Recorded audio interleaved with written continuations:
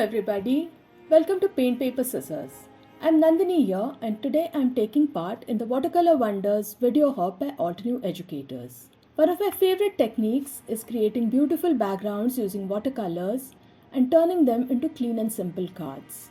The Altenew Watercolor Brush Markers are great for this as they have bright colors which do not fade even when diluted. Also, with their brush tips, they're super easy to use.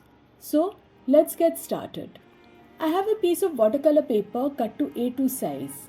I'm going to use watercolor brush markers for the coloring.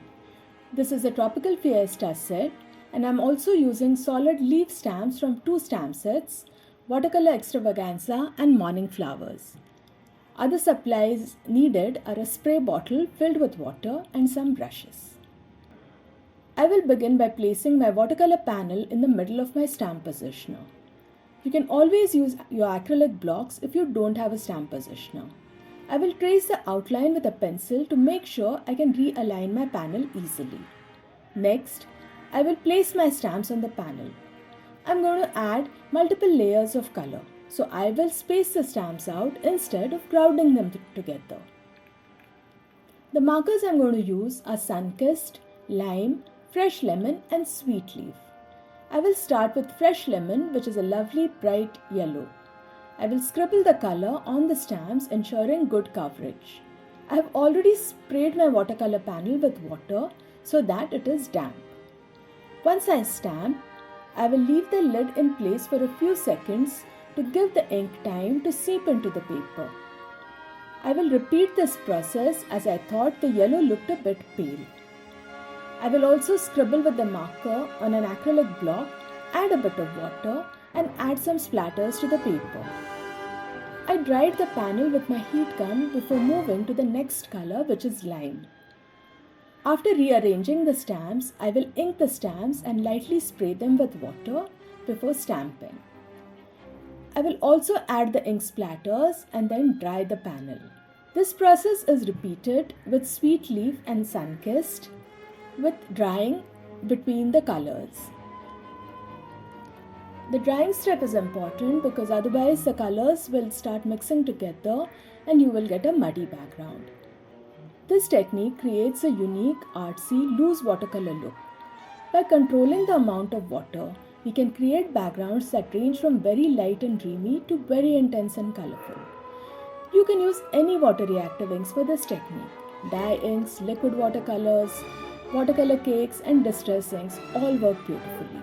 After I finished stamping with the Sunkissed marker, I felt that the panel needed some more color. So I repeated the process with the paper bag marker. I will stamp with mocha dye ink to make the leaves look more defined.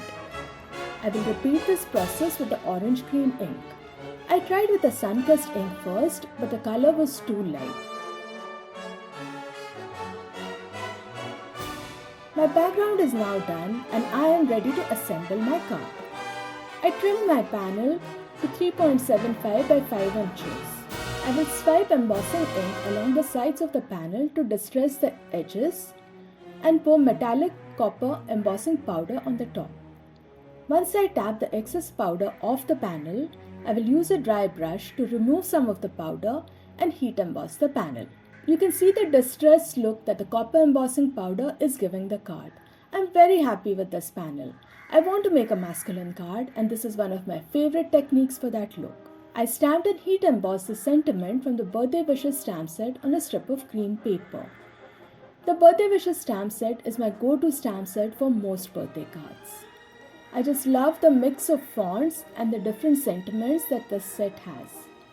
I also cut a wider strip of paper and I will color it by swiping it with my mocha ink pad. I wanted to pop up my sentiment strip a bit. I will use the Instant Dimension foam tape behind my sentiment to do this. Once I stick my sentiment strip to my card, we are done. I hope you enjoyed this video and will give this technique a try. Please let me know which stamp sets you will use to create this background. Do you have a favorite watercolor technique? Please share in the comments below. Don't forget to like the video and subscribe to my channel by clicking on the little bell. You can now continue the hobby by visiting the next person on the list. There are also prizes to be won. I have all the details in the description below. Thank you once again for watching my video. Bye and take care.